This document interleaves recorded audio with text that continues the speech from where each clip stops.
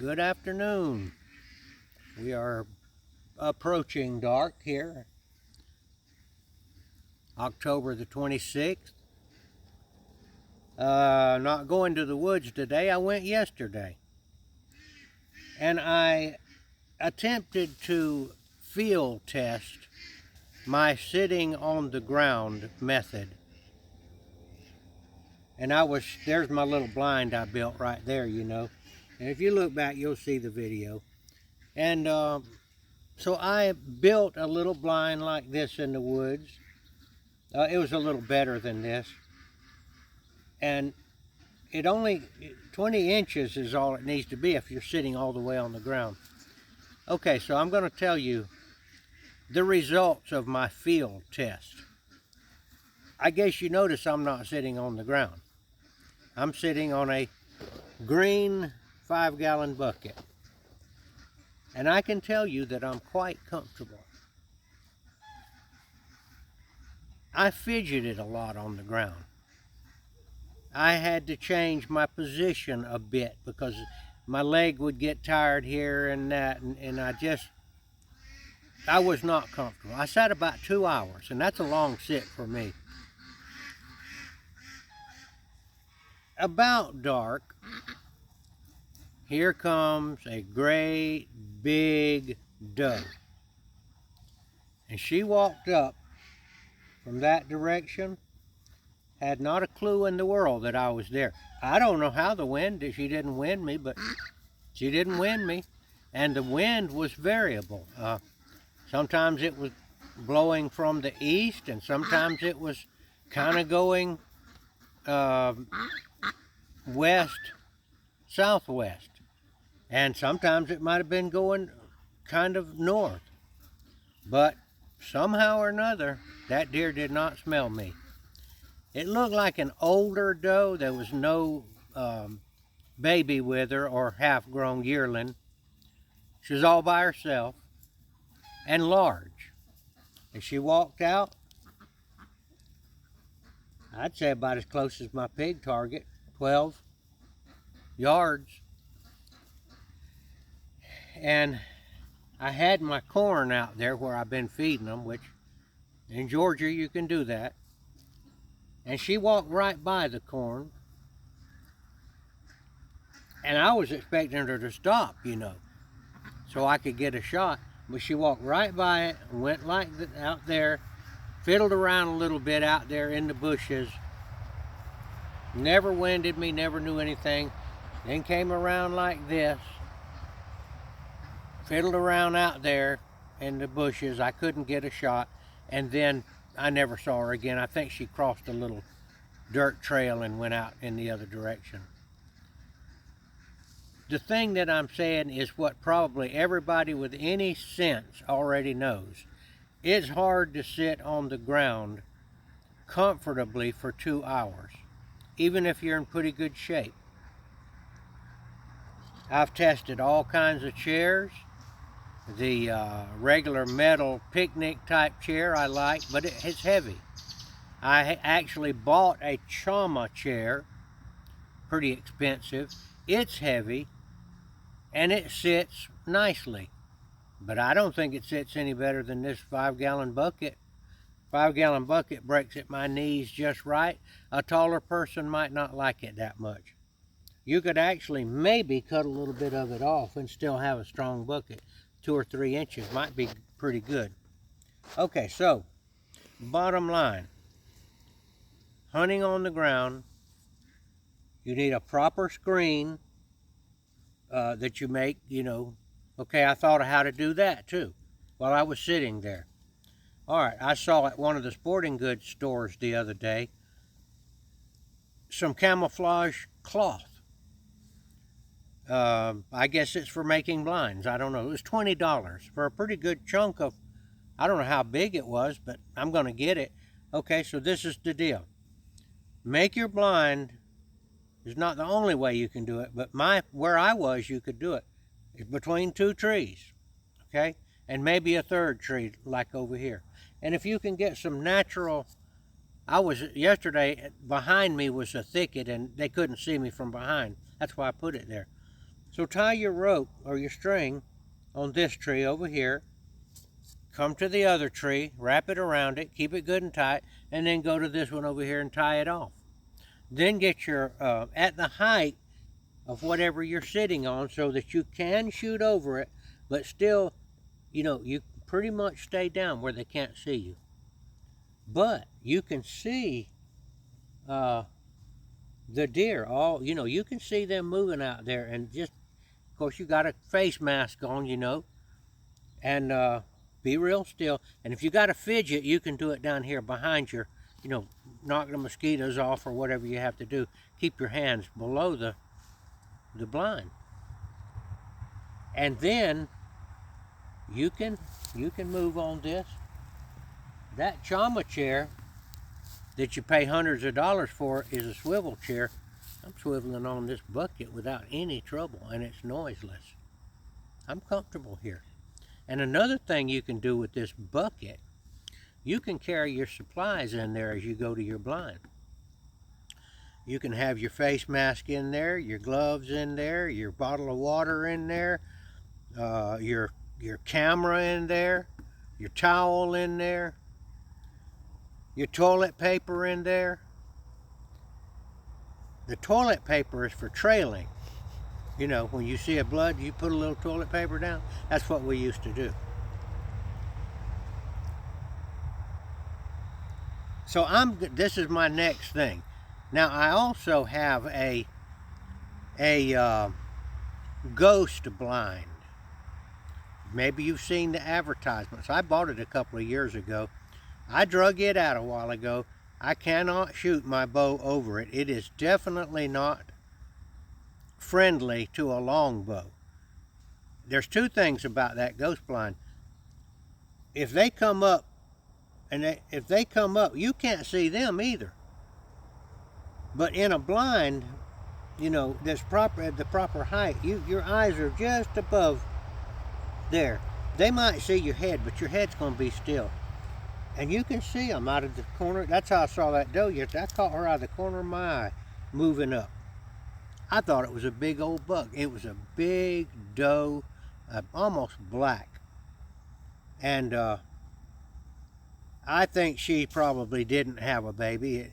Probably getting too old, and she's on her last leg. And another thing, there was no other deer with her, so she was not part of the herd. So I think she's just an old one that's on her last leg. Okay, so 5-gallon bucket. This is my new theory. A piece of string, you know, a good stout piece of string. You can carry that in the bucket too. Get it out, tie your blind up.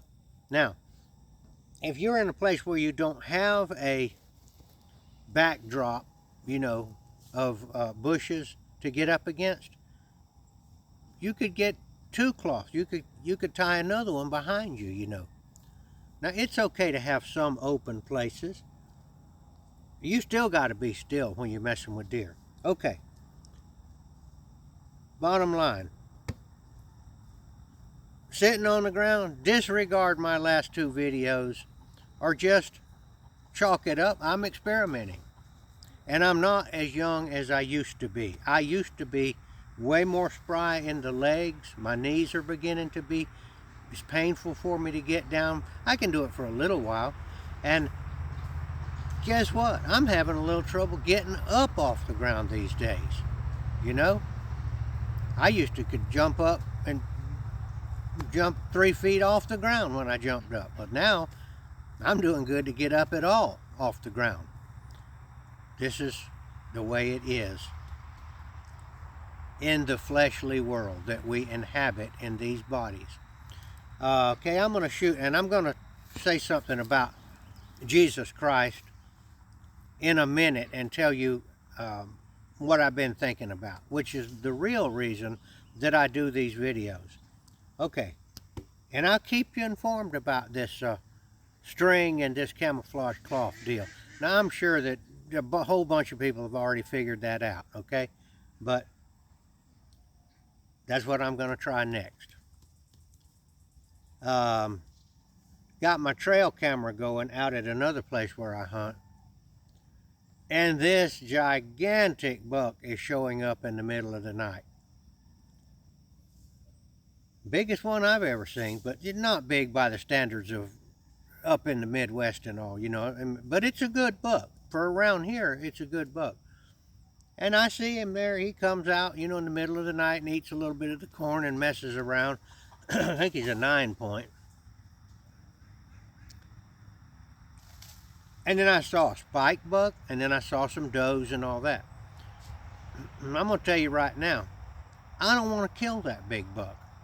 That's probably the biggest buck on my property. And I also have, I raise other livestock. I have cows and other things. I wouldn't go out there and kill in fact, I'm going to kill a cow this winter and butcher it here on the place. And the family's going to come and we're going to kill a cow or a steer or a yearling bull or something like that. And we're going to lay him on the ground and we're going to dress him out Indian style, you know, cut him up the back and everybody get in there with knives and we'll have some coolers and ice and we're going to send the family home with a bunch of meat. But I'm not going to kill my herd bull, my best bull out there. That would be ridiculous. I'm going to kill a scrawny one. Well, I don't have any scrawny ones, but I'm going to kill one that is not, you know, not going to be the biggest, baddest guy in town. I would make my herd weaker if I did that. Well, I think of the deer that I'm hunting as a herd that, you know, on my property. Now, I can't help what happens when they leave the property, but if I take good care of them and keep them well fed, I'm going to try to harvest not the biggest guy out there, you know. Now, if I live a few more years and I notice he starts to decline, antler rack starts getting smaller, you know, if I can still recognize him, and if he doesn't get killed by the neighbors, I might would shoot him then. But this buck here, I want him to do his job out there. And he will show up in the daytime when the you know, in another couple of weeks, he'll get hormones and all will get going, and he'll start acting really stupid. Okay, here we go, shooting at the pig target. Looks like I'm just going to ramble on and on and on. All right. 12 or 15 yard shot. I'll take that. That's a good one.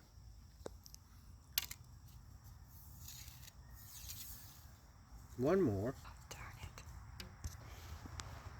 Screwed that up.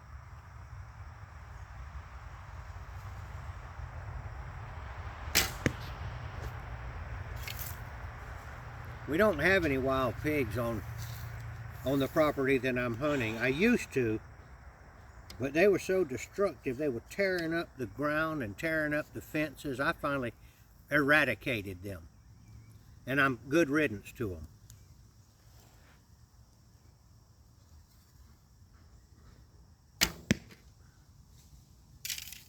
All right, back to what I was going to talk about. This morning, I listened to this guy named Jonathan Cahn. Maybe you've heard of him. He's a Jewish Christian. They call them Messianic Christians. He's from New York. Guy's about my age. He might be a little bit younger, but he messed around in rock and roll and rock bands and stuff when he was young, and I did too, so I really identify. Can you imagine me in a rock band? But it really was true. Jonathan Cahn wrote quite a few books that I'd like to turn you on to. One of them is called The Oracle. The Return of the Gods is another one. The Paradigm is not Paradigm, is it? Look up Jonathan Cahn. This guy's really anointed by God, in my opinion. Sometimes I'm amazed. I'll turn on his video and I have just made one on the same subject.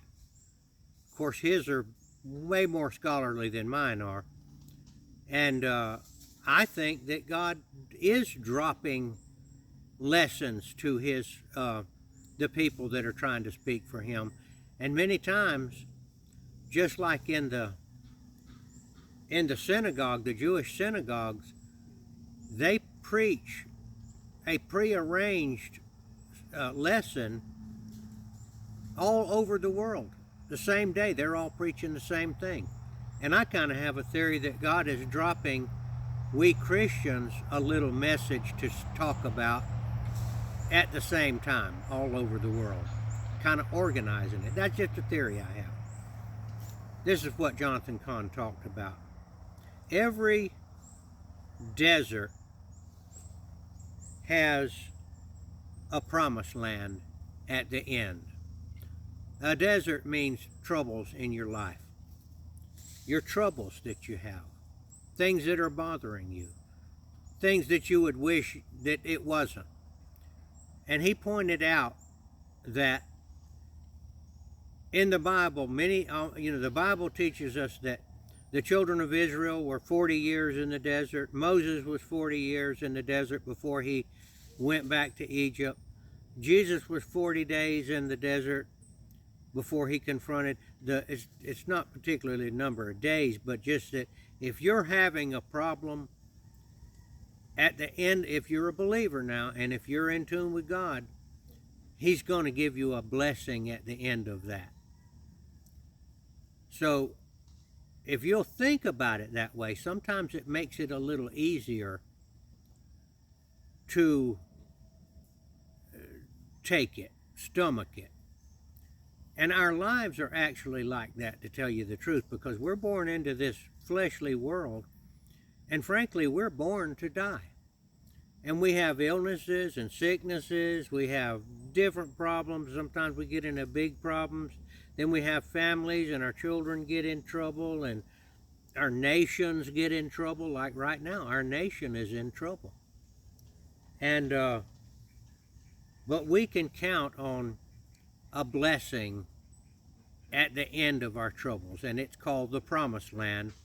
And back in the times when Israel was wandering the desert for 40 years, when they finally crossed the river Jordan, on the other side of that was the Promised Land. Now that's just a picture of heaven, but we can maybe find some comfort in understanding that our troubles are a prelude for our blessing. Because when we die, if we're believers, we're going to be in paradise. We're going to cross over Jordan. All right, let me shoot a couple of more times. But anyway, I don't think Jonathan Cahn would be mad if I told about what he preached about today. In fact, I'm sure he would be glad about it, because I'm helping him spread the word. He's a great guy. You need to watch him. But keep watching me too. All right, another shot. That was a little high. All right, I'm going to do, I'll tell you what I'm going to do. I'm going to say the Lord's Prayer, and I'm going to shut up and go in the house and watch Rawhide on YouTube. I bet you a bunch of y'all know about Rawhide and Rowdy Yates and Gil Favor. That's what I grew up with. All right, I'm going to do the Lord's Prayer, and then I'll quit. Our Father, who art in heaven, hallowed be thy name.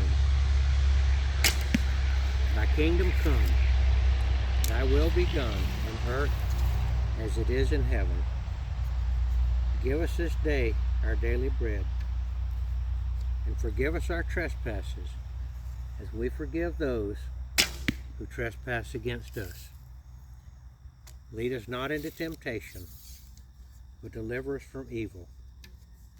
For thine is the kingdom, the power, and the glory forever. Amen.